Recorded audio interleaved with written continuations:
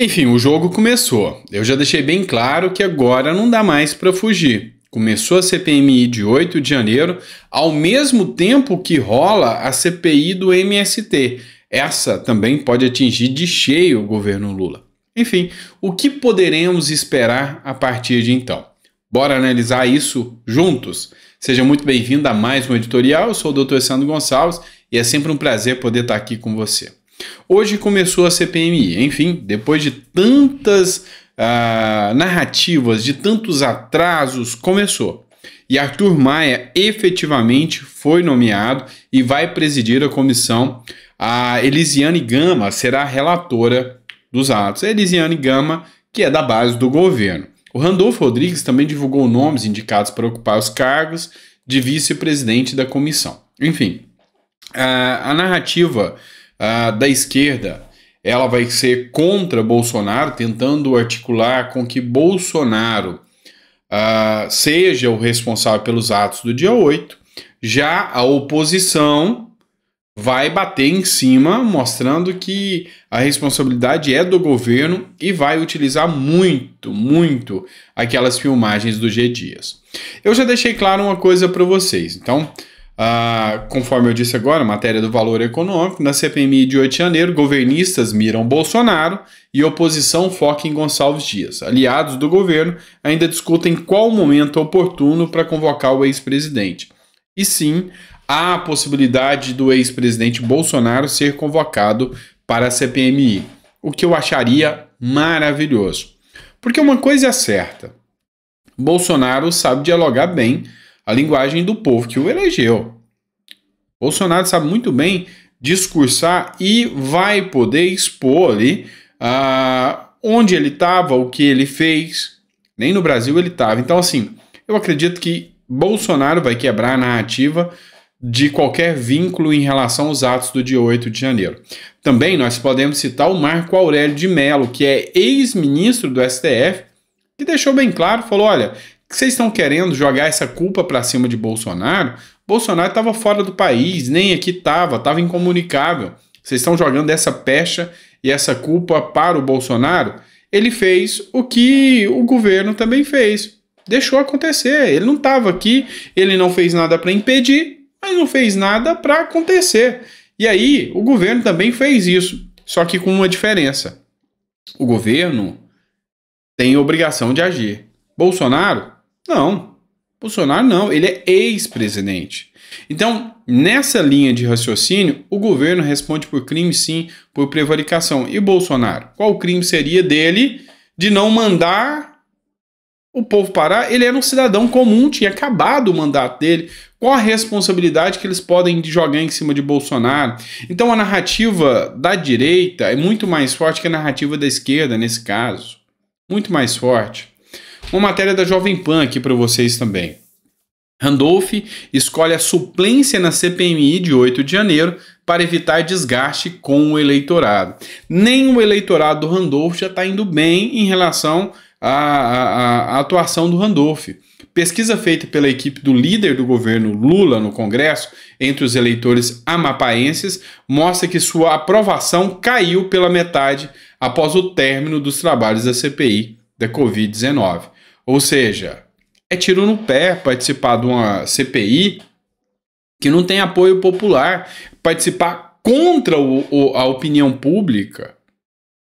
Grande parte da população sabe muito bem como as coisas estão andando e Randolfo Rodrigues vai ter que rebolar para conseguir se reeleger. E ele sabe que ele participar dessa CPMI de 8 de janeiro é bola fora para ele. Então o governo tem maioria? Tem. Estão alinhados e aliados ao governo mesmo? Não. Nem a base do PT está tão feliz com o Lula como eles queriam que fosse. E eu disse uma coisa para vocês. E quem me acompanha em todos os vídeos, quem acompanhou nos vídeos passados, eu deixei claro o seguinte. Nós temos 2 pontos a serem analisados. Primeiro, qualidade versus quantidade. O governo tem mais pessoas. Mas será que está com a mesma qualidade? Porque começou a CPI, e eu vou te falar que começou batendo um bolão, a ponto de jornais da mídia tradicional inclusive alguns terem que tecer elogios a Nicolas Ferreira e a Eduardo Bolsonaro, algo impensável. Vamos lá, vamos olhar aqui.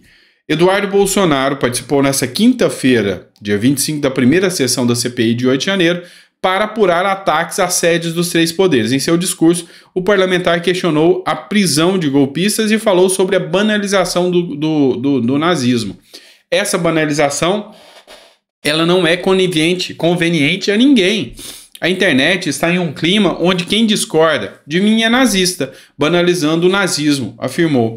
Olha só que fala coerente que Eduardo Bolsonaro trouxe. Agora vamos olhar para aquelas pessoas que foram presas no 8 de janeiro. Será que seriam capazes de fazer tudo isso que o terrorista realmente fez? Essa banalização, ela não é conveniente a ninguém. A internet hoje está num clima onde quem discorda de mim é nazista, banalizando o nazismo. Se jogar no Google aí imagens, der uma olhada nas imagens do que foi o nazismo, o cara deixava a pessoa definhar e quando ela estava para morrer, empurrava ela numa vala com outras centenas. Isso é nazismo. Não é o coleguinha que discordou de você da internet, não. Então que Deus nos ilumine para nos dar sabedoria e a gente tenha serenidade aqui para apurar. Agora vamos olhar para... Parabéns, que Deus nos ilumine para ter sabedoria. Tanto nós, povo brasileiro, quanto vocês, parlamentares, alguns que estão representando bem o povo brasileiro. E parabéns pelo Eduardo Bolsonaro, pela fala dele, tá certíssimo. Tá certíssimo. Quem é estudioso do tema nazismo fica chocado ao ver esses intelectuais de meia tigela da esquerda jogar pecha de nazismo em quem é bolsonarista, na ala Bolsonaro. Isso é ridículo, é até vergonhoso, é criminoso, para falar a verdade, é calunioso, é calúnia. E tanto é que realmente hoje está assim. Discordou do coleguinha na internet, fascista, nazista, cometendo crime, tá certo. Concordo plenamente em número, gênero e grau com Eduardo Bolsonaro. Outro que foi aplaudido durante as falas foi Nicolas Ferreira. Nicolas Ferreira é aplaudido ao rebater petista na primeira reunião da CPMI. Essa matéria do Pleno News. Nessa quinta-feira, o Congresso Nacional iniciou os trabalhos da Comissão Parlamentar Mista de Inquérito nos atos de 8 de janeiro e, ao notar o discurso dos parlamentares da base do governo federal, o deputado federal Nicolas Ferreira resolveu responder algumas falas de seus pares. Saiba mais acompanhando em Pleno News, tá? Dá uma olhada que vale a pena a análise aqui da fala do Nicolas Ferreira. E lavagem de dinheiro, se não me engano. E então essa narrativa cai por terra para tentar descredibilizar aquelas pessoas patriotas que estavam ali de forma odeira. Segunda narrativa com relação aos investigados. Tentaram descredibilizar aqui o deputado André Fernandes por ser investigado pelo STF. Horas. Nós sabemos que hoje não há conhecimento jurídico, há relacionamento jurídico. Então, se for falar de investigação, o PT está lascado.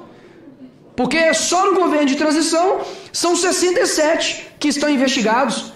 Então, peraí, e outra, não é investigado por uma perseguição política, é investigado por lavagem de dinheiro, esquema de corrupção, peculato. Então, peraí, não fala de investigação, que senão o negócio vai ficar feio para vocês.